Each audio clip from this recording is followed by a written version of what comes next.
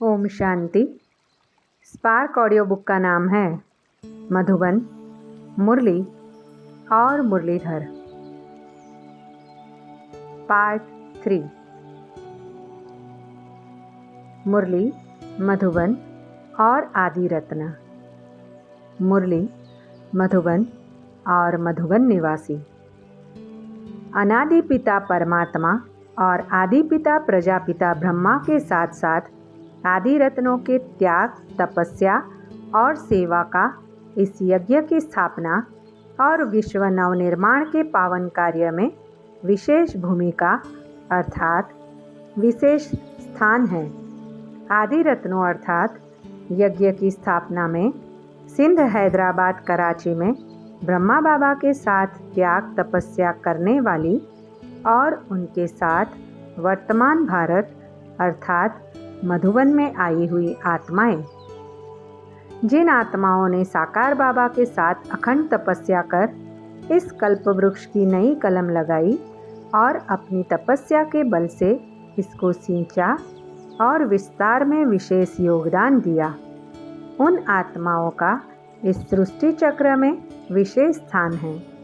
उनके परमात्मा प्रेम, मुरली के प्रति अगाध प्रेम और धारणा तथा अखंड तपस्या के आधार पर ही बाबा ने इसका नाम मधुबन और पांडव भवन रखा। यथार्थ में देखा जाए तो सच्चा गोप गोपियों का पाठ उन आत्माओं ने ही बजाया और परमात्मा चरित्रों का अवलोकन किया, उसका सुख अनुभव किया। ब्रह्मा बाबा के साथ साथ उनकी त्याग तपस्या के वाइब्रेशंस भी मधुबन की भूमि में समाहित है। बाद में आने वाली आत्माओं की भी अपनी प्राप्ति है, क्योंकि इस विश्व नाटक में हर आत्मा का विशेष पार्ट है और अपने पार्ट के अनुसार उनकी विशेष प्राप्तियां हैं। मधुबन निवासियों का क्या महत्व है और क्या कर्तव्य है? मधुबन के वातावरण बनाने में क्या उत्तरदायित्व है? ये सब बातें भी बाबा मुरली में बताते हैं। मधुबन निवासियों को और सब आत्माओं से विशेष व्रत लेना चाहिए।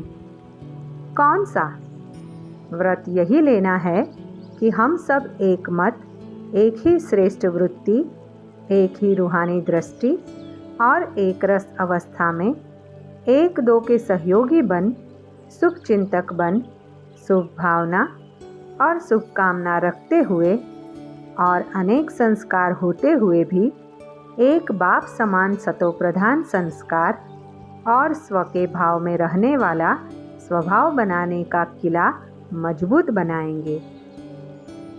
अव्यक्त वाणी की डेट है 18 जुलाई 1974। मधुबन निवासियों को भी इस बात का सबूत देना है। साकार रूप द्वारा व अव्यक्त रूप द्वारा शिक्षा और स्नेह की पालना कितने समय ली है। पालना लेने के बाद अन्य आत्माओं की पालना करने के निमित्त बन जाते हैं। अभी तो पुरानों को आने वाले नए बच्चों की पालना करनी चाहिए, अर्थात अपने शिक्षा स्वरूप द्वारा और स्नेह द्वारा उनको आगे बढ़ाने में सहयोगी बनना है। इस कार्य में दिन रात बिजी रहना चाहिए। अव्यक्त वाणी की डेट है 18 जुलाई 1974।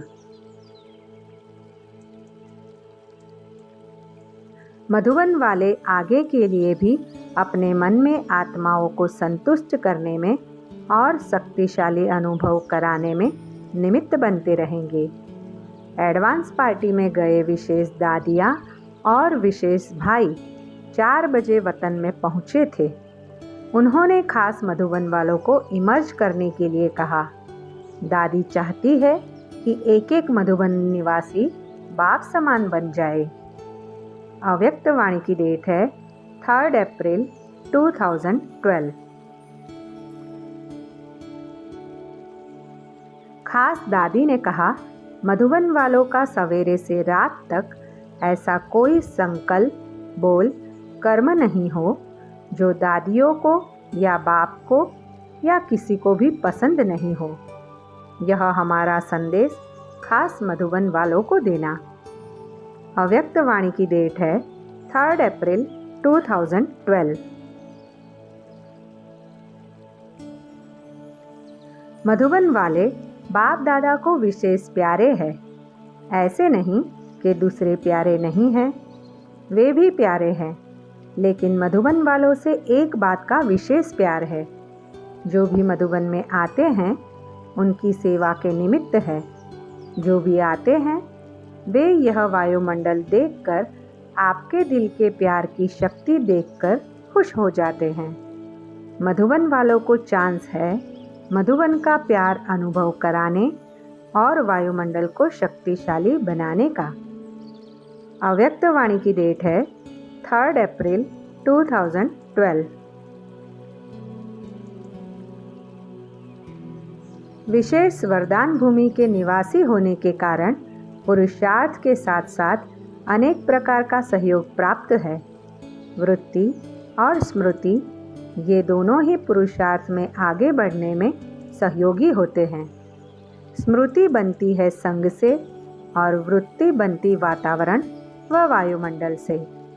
यहाँ श्रेष्ठ संग है, शुद्ध वातावरण है और शांत वायुमंडल है। जब संग और वातावरण दोनों ही श्रेष्ठ प्राप्त है तो स्मृति और वृत्ति सहज ही श्रेष्ठ हो सकती है। ड्रामा में यह गोल्डन चांस मिला है, उसका लाभ उठाते हो। अव्यक्त वाणी की डेट है 20 फरवरी 1974। अगला टॉपिक है मुरली, मधुबन और मधुबन की भूमि एवं वातावरण। रामायण में गायन है, धन्य भूमि वन पंथ पहारा, जहाँ जहाँ नाथ पाँव तुम धारा। इससे सिद्ध होता है कि जीवात्माओं के रहने स्पर्श का वहाँ की भूमि और वातावरण पर प्रभाव होता है और वह प्रभाव अन्य आत्माओं को भी अनुभव में आता है। मधुबन के तीनों स्थानों पर बड़े बड़े हॉल बनाए हैं। तीनों का अपना महत्व है, परंतु जो गौरवपूर्ण स्थिति ओम शांति भवन की है वह ज्ञान सरोवर शांतिवन के हॉलों की नहीं है। वास्तविकता को देखा जाए तो ओम शांति भवन के निर्माण में जो त्याग, तपस्या और भावना रही है वह अन्य स्थानों पर उस रूप में नहीं रही है और अव्यक्त बाप दादा की पधरामणी ने उनके महत्व को बढ़ाया है। इसलिए ओम शांति भवन और पांडव भवन के आकर्षण में देश विदेश के भक्ति भावना वाले तीर्थयात्री भ्रमणकारी जितने आते हैं उतने ज्ञान सरोवर और शांतिवन में नहीं आते हैं। यह मधुबन के वातावरण और तपस्या का ही कमाल है जो विश्व की आत्माओं को विशेष आकर्षित करता है। मधुबन में आने से बाप का प्यार प्रत्यक्ष में मिलता है, अनुभव होता है। भल मुरली तो बाहर सेंटरों पर भी मिलती है, परंतु परमात्मा प्यार का विशेष अनुभव करने का स्थान मधुबन है, जिसकी यात्रा करना ब्रह्मावत्सों के लिए अति आवश्यक है। अव्यक्त बाप दादा ने 4 धामों की यात्रा का महत्व भी बताया है, अर्थात सर्व ब्राह्मण वत्सों का इसके महत्व की ओर ध्यान आकर्षित किया है। रहमदिल बन अपना और औरों का कल्याण करेंगे तो उच्च पद पाएंगे। बड़ी जबरदस्त कमाई है। साहूकार तो कहेंगे फुर्सत नहीं है। साहूकारों को वहाँ गरीब बनना है और गरीबों को साहूकार बनना है। निरंतर याद की यात्रा में रहना है और अविनाशी कमाई जमा करनी है। मधुबन में बहुत शांति है तो तुम यहाँ बहुत कमाई कर सकते हो। साकार मुरली की रिवाइज डेट है 19 जून 2012। मधुबन शब्द 2 बातों को सिद्ध करता है, एक मधुरता और दूसरा बेहद के वैराग्य वृत्ति को। ऐसे ही राज ऋषि शब्द का अर्थ है राज्य करने वाले, बैगर टू प्रिंस। जितना ही अधिकार उतना ही सर्वत्याग अर्थात सर्वत्यागी, अधिकारी अर्थात समय, संकल्प, स्वभाव और संस्कार के ऊपर अधिकार प्राप्त करने वाले, जैसे चाहे वैसे अपने समय, स्वभाव और संस्कार को परिवर्तन कर सके। अव्यक्त वाणी की डेट है 29 जनवरी 1975। मधुबन में अपनी लगन को ऐसा अग्नि का रूप बनाओ कि जिस अग्नि में सर्व व्यर्थ संकल्प, सर्व कमजोरियों व सब रहे हुए पुराने संस्कार भस्म हो जाए। मधुबन को कहा जाता है अश्वमेघ रुद्र ज्ञान महायज्ञ। यह महायज्ञ है। मधुबन में आना माना महायज्ञ में आना। मधुबन को महायज्ञ क्यों कहा है? क्योंकि यहाँ अनेक आत्माओं की लगन की अग्नि का समूह है, तो इसका लाभ उठाना चाहिए ना। अव्यक्त वाणी की डेट है 18 जनवरी 1975। तुम बाप को याद करो और इस ईश्वरीय यज्ञ की सेवा करो तो तुम 21 जन्म कब आंसू नहीं बहाएंगे, सदा सुखी रहेंगे। तुम यज्ञ के रक्षक हो तो तुमको हर प्रकार की यज्ञ सेवा करनी चाहिए। यज्ञ का वातावरण ऐसा शांत रखना चाहिए जो कोई आए तो अनुभव करे कि यहाँ तो सुख शांति लगी हुई है। कोई आवाज़ आदि करना बाबा को पसंद नहीं आता है। साकार मुरली की रिवाइज डेट है 23 मार्च 2012। स्वयं को सफलता मूर्त बनाने के निमित्त पुरुषार्थियों के पुरुषार्थ में जो विघ्न सामने आते हैं, उन विघ्नों के कारण क्या स्वयं को सफलता मूर्त नहीं बना सकते हैं? विघ्न ही आत्मा को अनुभवी बनाते हैं। ड्रामा प्रमाण जितना सहज योगी, श्रेष्ठ योगी और सफलता मूर्त बनने की सैल्वेशन प्राप्त है, उतना ही रिटर्न दिया है। वातावरण की भी सैल्वेशन है, तो इसका रिटर्न वातावरण को और पावरफुल बनाकर रखने में, सहयोगी बनने में रिटर्न दो। अव्यक्त वाणी की डेट है 11 फरवरी 1975। अगला टॉपिक है मुरली, मधुबन और वृत्ति वातावरण का प्रभाव। मधुबन के वातावरण में प्रभाव। मधुबन के वातावरण का आने वालों पर प्रभाव। मधुबन की तपस्या का विश्व के वातावरण और आत्माओं पर प्रभाव। मधुबन में मुरली सुनने का प्रभाव। मधुबन के वातावरण में साकार बाबा और आदि रत्नों की तपस्या का विशेष प्रभाव है और यहाँ हर समय तपस्या के लिए कोई न कोई कार्यक्रम होता ही रहता है। इसलिए यहाँ की भूमि में तपस्या के वृत्ति वाइब्रेशंस का जो विशेष प्रभाव है, वह अन्य स्थानों पर होना संभव नहीं है। वह प्रभाव आत्माओं को स्वतः ही आकर्षित करता ही है। मधुबन में आने वाली आत्माओं पर यहाँ के वृत्ति वाइब्रेशंस का जो प्रभाव होता है, वह उनको भी तपस्वी सहज बना देता है, जिससे उनके वृत्ति वाइब्रेशंस भी प्रभावशाली हो जाते हैं। मधुबन में रहने वाली और आने वाली आत्माओं के तपस्या के वाइब्रेशंस सारे विश्व में फैलते हैं, अर्थात उनका प्रभाव सारे विश्व के वातावरण और आत्माओं पर पड़ता है। मधुबन में मुरली सुनने का भी विशेष प्रभाव होता है, क्योंकि यहाँ पर लौकिक दुनिया के वृत्ति वाइब्रेशंस का प्रभाव अपेक्षाकृत कम है और यहाँ मुरली सुनने के बाद बाहर जाने की आवश्यकता नहीं होती है।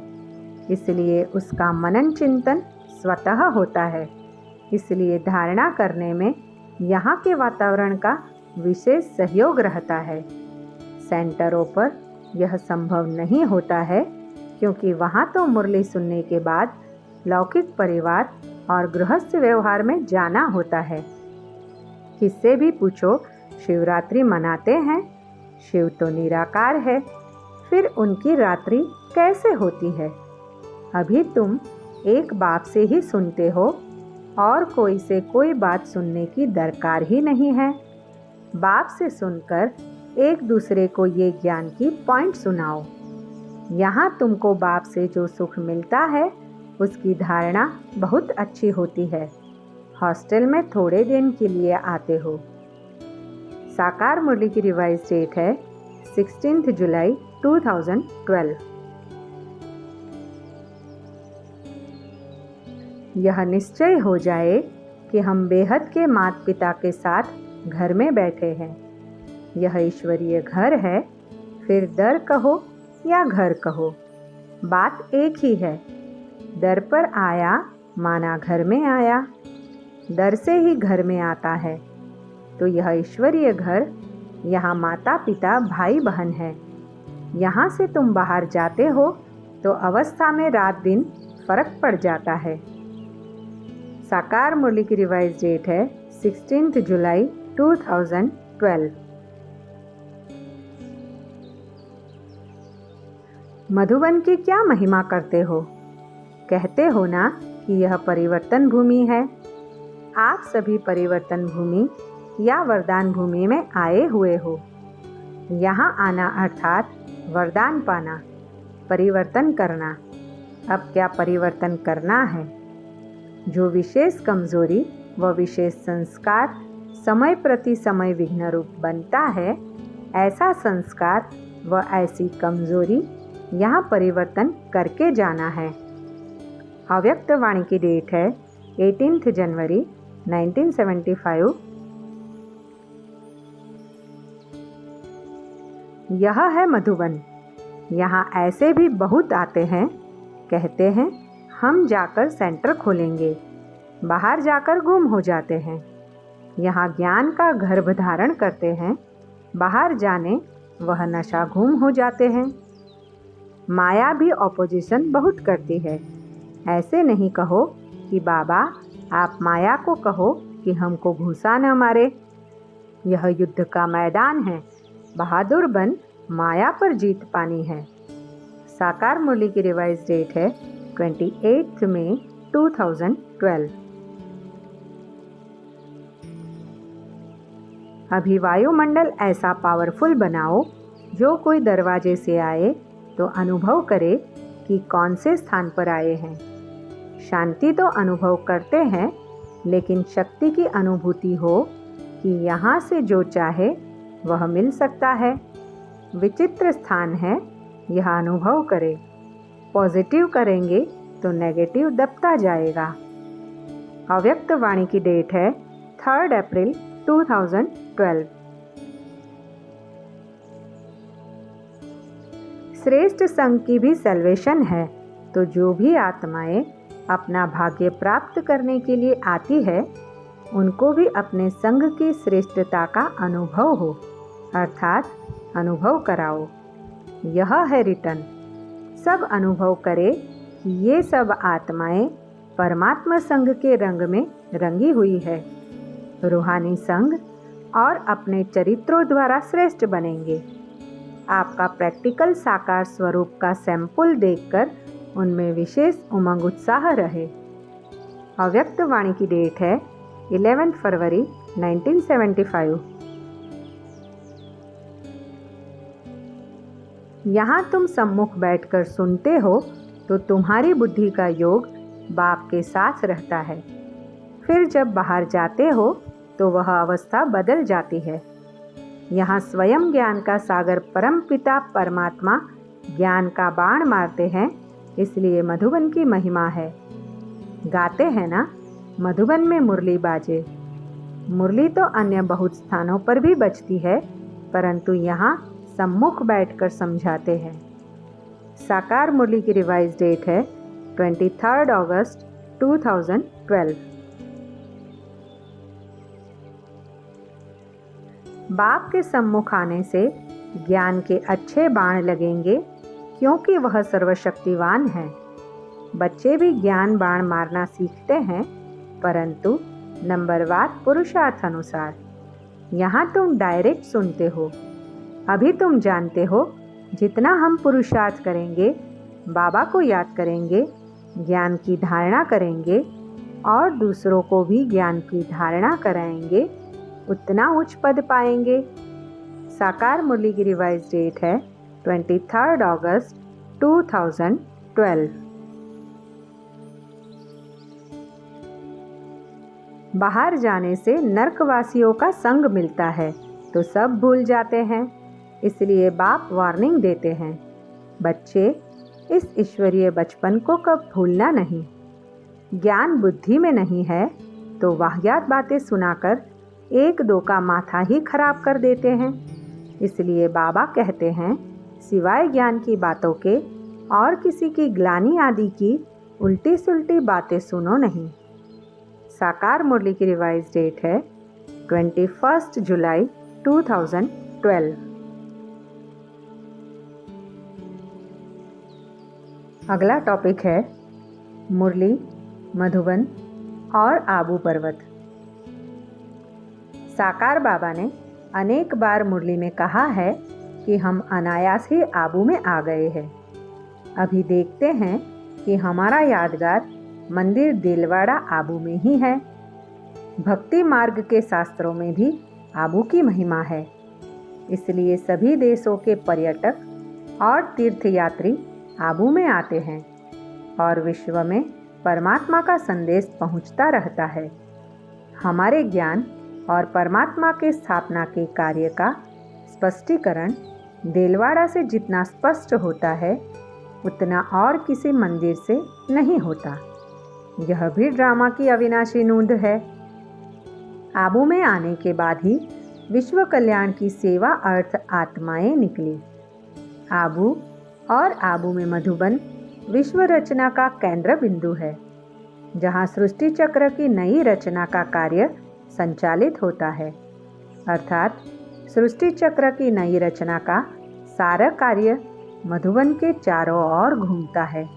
यहाँ से ही बाबा की मुरली चारों तरफ जाती है, जो सर्व ब्राह्मणों के लिए जीयदान है। अगला टॉपिक है मुरली, मधुबन और योग अर्थात याद, निराकार और साकार। निराकार शिव बाबा साकार प्रजापिता ब्रह्मा के तन में आकर मधुबन में मुरली चलाते हैं, जिस मुरली को सुनने और धारण करने से मनुष्य आत्माओं के साथ साथ समस्त जड़, जंगम, चेतन प्रकृति पावन बनती है, क्योंकि मनुष्य इस विश्व का सर्वश्रेष्ठ प्राणी है और सारे विश्व का आधार उस पर है। इसलिए निराकार परमपिता परमात्मा मनुष्य तन में प्रवेश होकर मनुष्यों को ही सारा ज्ञान देते हैं। बाबा जिस तन में प्रवेश कर ज्ञान देते हैं, वह भी बहुत भाग्यशाली तन है, इसलिए उस तन को भाग्यशाली रथ कहा जाता है। वैसे तो निराकार बाप को याद करने से ही आत्माओं का कल्याण होता है, अर्थात आत्माएं पावन बनती है, परंतु बिना साकार के निराकार की याद भी संभव नहीं है, क्योंकि निराकार साकार में आकर ही निराकार और साकार का ज्ञान देते हैं।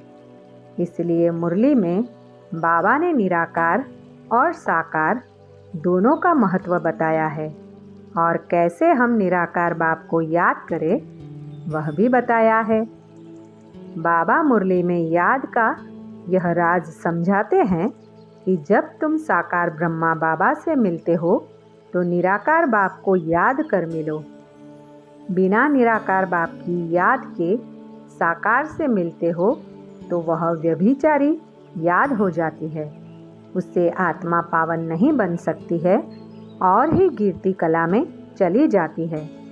बाबा पूछते हैं, तुम ऑलमाइटी बाबा के ऊपर आशिक हो या उनके रथ पर या दोनों पर? जरूर दोनों पर आशिक होना पड़े। बुद्धि में रहेगा कि शिव बाबा इस रथ में हैं। कितनी गुह्य बातें हैं जो रोज नहीं सुनते हैं, वे कोई ना कोई बात मिस कर देते हैं। रोज सुनने वाले कभी फेल नहीं होंगे, उनके मैनर्स भी अच्छे रहेंगे। साकार मुरली की रिवाइज डेट है 10 मई 2012। निराकार शिव बाबा को मुरली चलाने के लिए रथ जरूर चाहिए। गीता है नंबर 1 शास्त्र, बाकी सब शास्त्र उनके बच्चे हैं। आधा कल्प राम राज्य और आधा कल्प रावण राज्य चलता है।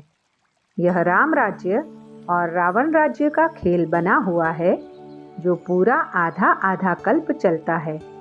इस नाटक को अच्छी रीति समझना है। अभी तुम स्वदर्शन चक्रधारी हो। साकार मुरली की रिवाइज डेट है 25 फरवरी 2012। ये बड़ी वंडरफुल बातें हैं। बाप कभी रॉन्ग बात नहीं सुनाएंगे। वह सत्य है, हम सत्य बन रहे हैं। अपने को मियाँ मिट्ठू नहीं समझना है।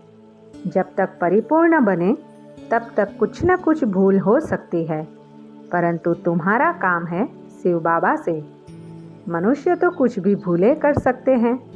अगर किसी भाई बहन ने कुछ कह भी दिया, परंतु तुम शिव बाबा की मुरली तो सुनो ना, बाप का खजाना तो लो। साकार मुरली की रिवाइज डेट है 14 जनवरी 2012।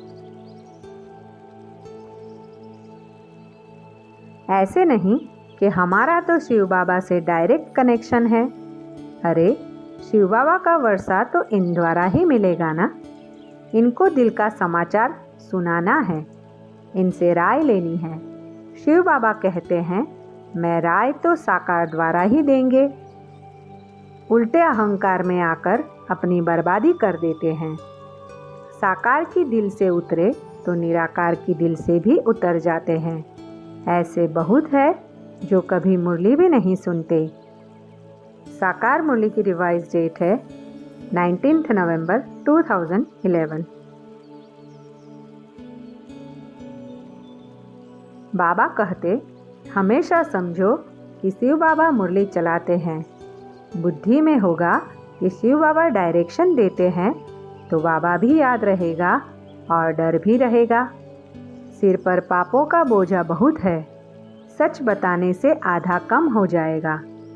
बाबा ने समझाया है कि जो नंबर 1 पुण्यात्मा बनते हैं वे ही फिर नंबर 1 पापात्मा भी बनते हैं। साकार मुरली की रिवाइज डेट है 1 नवंबर 2011। बाप कहते कई बच्चे देहाभिमान में आकर ब्राह्मणी से रूठ जाते हैं, परंतु बाप कहते हैं शिव बाबा से कभी नहीं रूठना चाहिए। उनकी मुरली तो ज़रूर पढ़नी या सुननी चाहिए। याद भी उनको करना है, किसी देहधारी को नहीं। सबको वर्षा तो दादे का मिलता है, परंतु जब बाप का बने तब दादे का वर्षा मिले। बाप को ही फारगती दे दी तो वर्षा कैसे मिलेगा। साकार मुरली की रिवाइज डेट है 12 सितंबर 2011। तुम बच्चों को यह भी पता नहीं पड़ता है कि यह मुरली शिव बाबा ने चलाई व ब्रह्मा चलाते हैं, क्योंकि दोनों इकट्ठे हैं ना। मम्मा बाबा का तो उच्च पद फिक्स है, बाकी माला अभी बनी नहीं है। अभी कोई भी दाना कंप्लीट नहीं है। साकार मुरली की रिवाइज डेट है 5 मार्च 2011। यह पतित ब्रह्मा है, वही जब पावन बनते हैं तो फरिश्ता बन जाते हैं, जिनका सूक्ष्म वतन में साक्षात्कार होता है। आत्मा जब शरीर छोड़ती है तो जब तक उसको शरीर मिले तब तक भटकती है। उसको भूत कहते हैं। उनमें कोई अच्छी होती है, कोई बुरी होती है।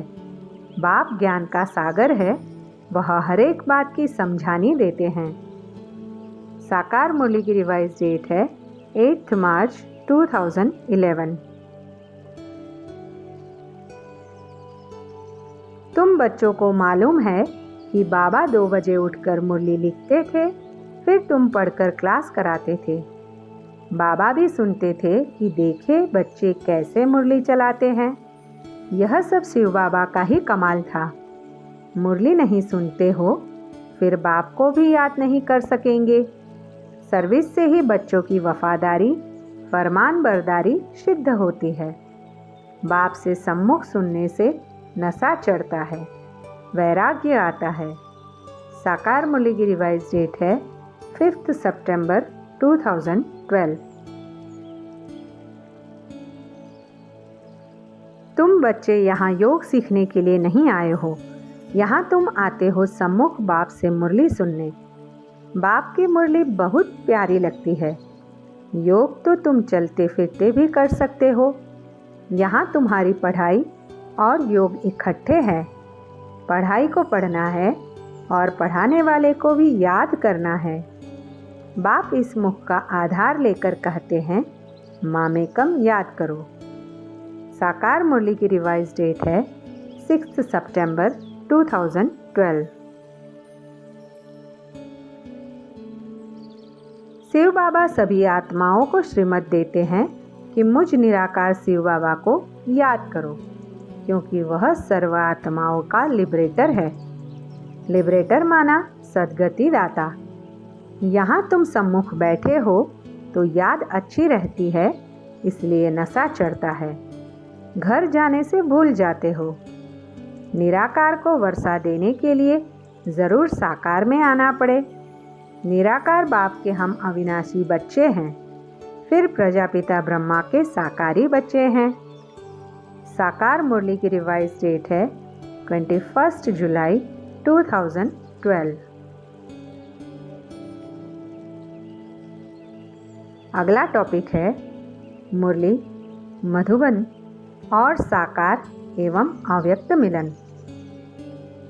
मधुबन में ही मुरली बजती है, अर्थात साकार और अव्यक्त बाप दादा की मुरली मधुबन में ही चलती है और साकार व अव्यक्त बाप दादा के मिलन का स्थान भी मधुबन ही है। इसलिए मधुबन की महिमा अपरम अपार है। जहाँ हम परमात्मा मिलन का अनुभव करते हैं, अर्थात परमात्मा प्यार का अनुभव करते हैं। बाबा के महावाक्य। मुरलीधर से प्यार माना मुरली से प्यार, और मुरली से प्यार माना मुरलीधर से प्यार। अर्थात जिसका मुरली से प्यार होगा उसको मुरलीधर परमात्मा का प्यार अवश्य अनुभव होगा। और बाबा की मुरली मधुबन में ही चलती है, इसलिए उसको मधुबन से भी अवश्य प्यार होगा। साकार बाबा से मिलने और मुरली सुनने के लिए बच्चे मधुबन में आते थे, और अभी अव्यक्त बाप दादा की मुरली सुनने और अव्यक्त बाप दादा का साकार में मिलन मनाने के लिए सभी बच्चे मधुबन में ही आते हैं। वैसे तो बाबा कहते हैं तुम अव्यक्त रूप में स्थित होकर कहाँ भी अव्यक्त बाप दादा से मिलन मना सकते हो, परंतु अव्यक्त बाप दादा का साकार में मिलन मनाने के लिए और उनकी साकार में मुरली सुनने के लिए मधुबन में ही आना होगा। अव्यक्त बाप दादा ने कहा है, यथार्थ मुरली वही है जो शिव बाबा ने साकार तन से चलाई है। अभी तो रिवाइज कोर्स चल रहा है।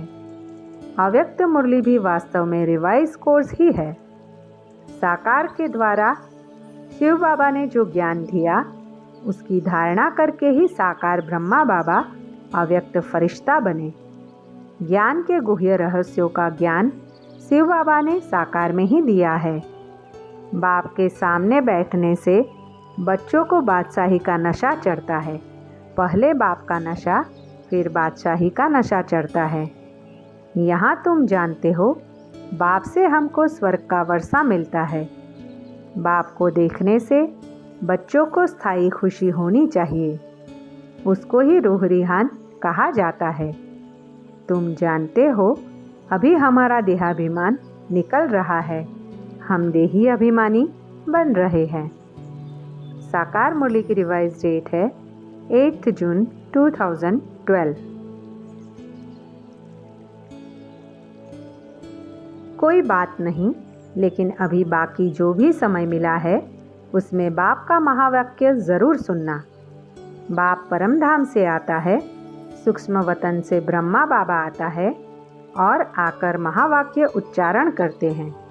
इसलिए मुरली कभी भी एक दिन भी मिस नहीं करना, नहीं तो बाप दादा का दिल तख्त छूट जाएगा। इसलिए जो मुरली मिस करते हैं वे समझे हम 3 तख्त के मालिक नहीं, 2 तख्त के मालिक भी यथाशक्ति बनेंगे। इसलिए मुरली मुरली मुरली, क्योंकि मुरली में रोज़ के डायरेक्शन होते हैं, चारों ही सब्जेक्ट के डायरेक्शन होते हैं। कैसे भी मुरली ज़रूर सुने। अव्यक्त वाणी की डेट है 17 फरवरी 2011। उसमें भी विशेष मधुबन निवासी अपने को सदा लकीएस्ट समझो, क्योंकि सिवाय मधुबन के बाप दादा कहाँ भी साकार में मिलन नहीं मना सकते। हाँ, आकारी रूप में यहाँ वहाँ जा सकते हैं। जब जिसका समय आता है तो सरकमस्टेंस व समय सहज और स्वतः ही उसको वहाँ ले जाता है। अव्यक्त वाणी की डेट है 2 अगस्त 1975। अगला टॉपिक है मुरली, मधुबन और विश्व की हिस्ट्री ज्योग्राफी।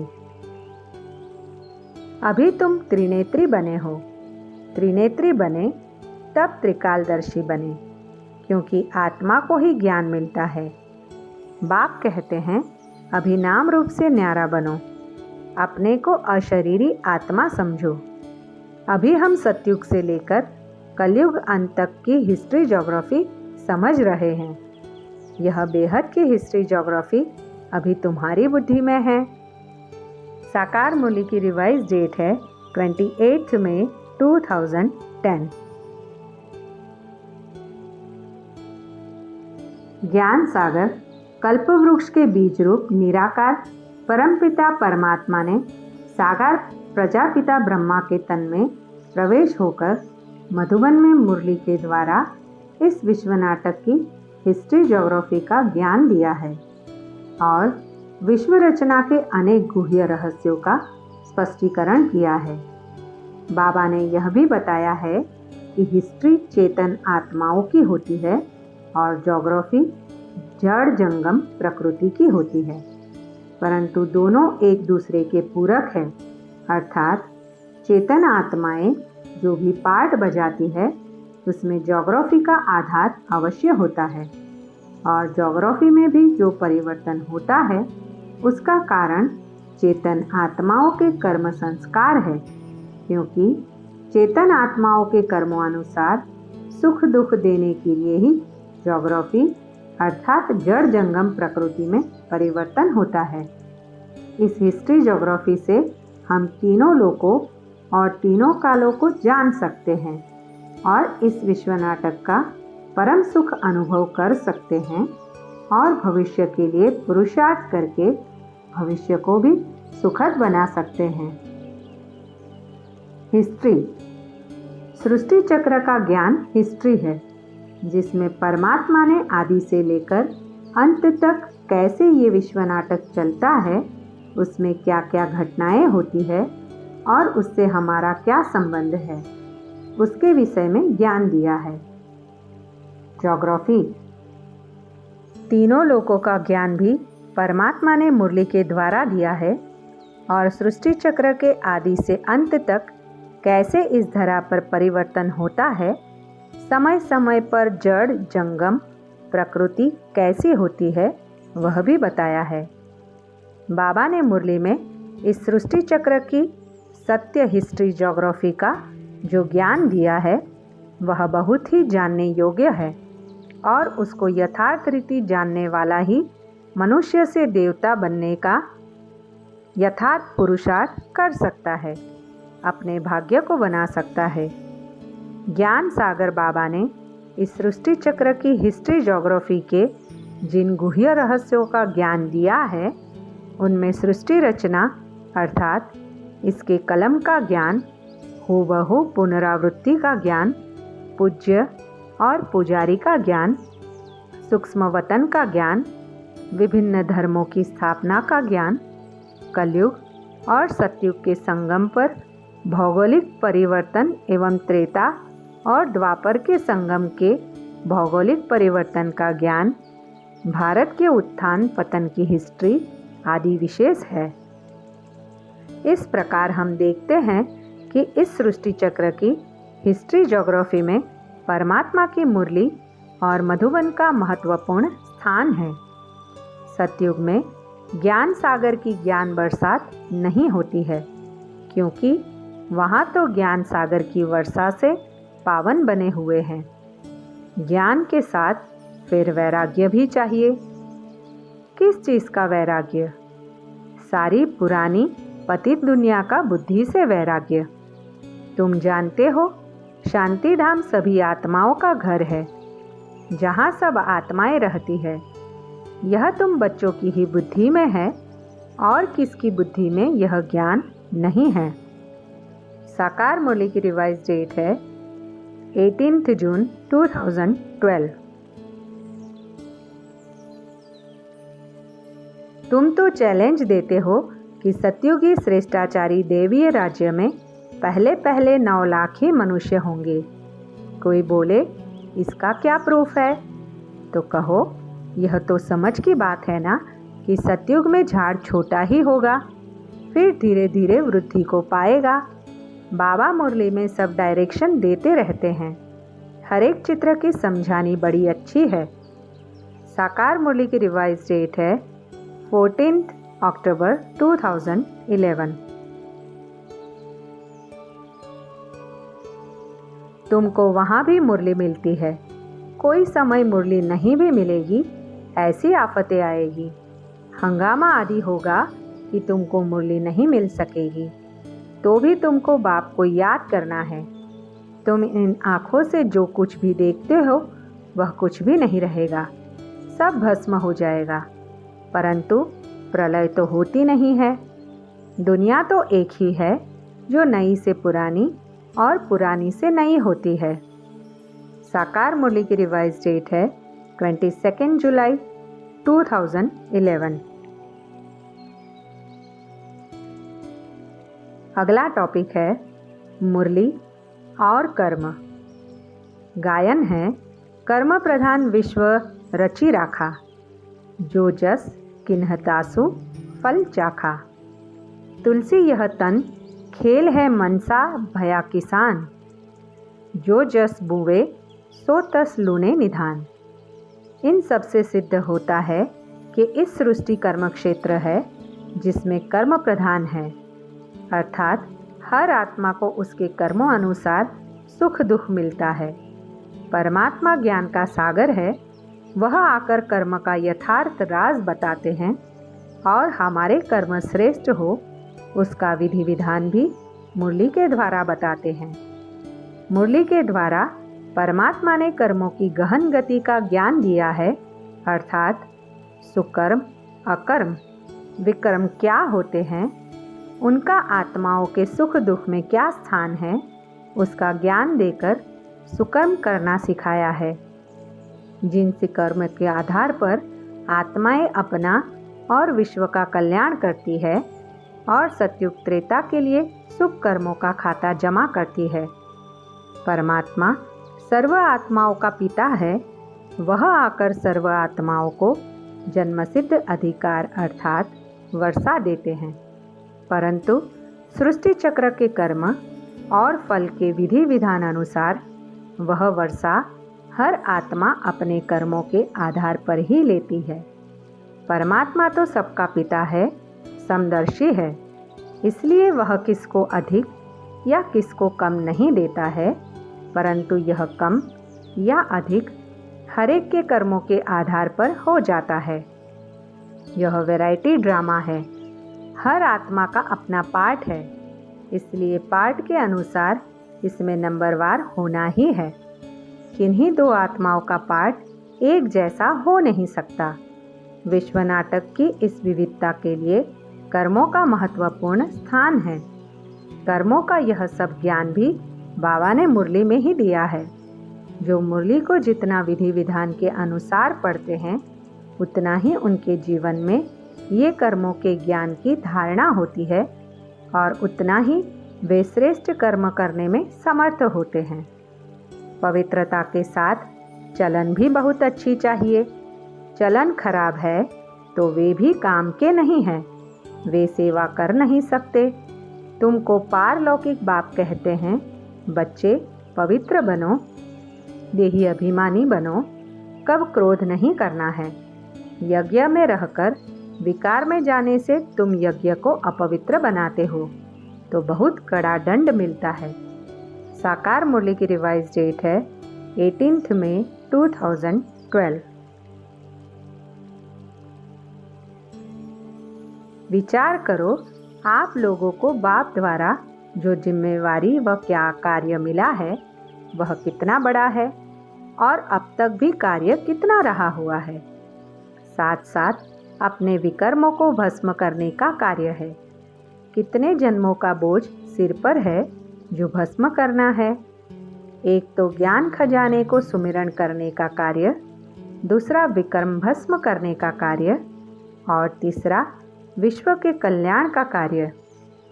इतना बुद्धि का काम होते हुए भी बुद्धि फ्री कैसे हो सकती है जो व्यर्थ संकल्प आए। अव्यक्त वाणी की डेट है 11 जुलाई 1974। बाप की सर्विस में विघ्न डालते हैं तो 100 गुना दंड पाते हैं। अंत में बाबा सब साक्षात्कार कराते हैं। बाबा को इतने ढेर बच्चे हैं, एक एक को छिपाकर समझाएंगे क्या? बाप सब बातें मुरली में समझा देते हैं। बाप की श्रीमत से ही श्रेष्ठ बनेंगे। आप ही अपना मोह ज्ञान के आईने में देखना है कि हम कहाँ तक लायक बने हैं। जहाँ तक जीना है तब तक नॉलेज लेते रहना है। साकार मुरली की रिवाइज डेट है 8 मई 2012। तुम किसको भी बोल सकते हो, हम हैं रूहानी सेवाधारी। बाप हमारे द्वारा स्वर्ग का उद्घाटन करा रहे हैं, स्वर्ग की स्थापना करा रहे हैं। शिव बाबा है करण करावनहार, वह करता भी है और हमसे कराता भी है। बाबा मुरली चलाता है, जो कर्म करता है हमको भी कहते हैं कि ऐसे मुरली चलाओ। सबको मन मना भव महामंत्र देते रहो। तुम बच्चों को यह पैगाम सबको पहुंचाना है। साकार मुरली की रिवाइज डेट है 28 जुलाई 2011।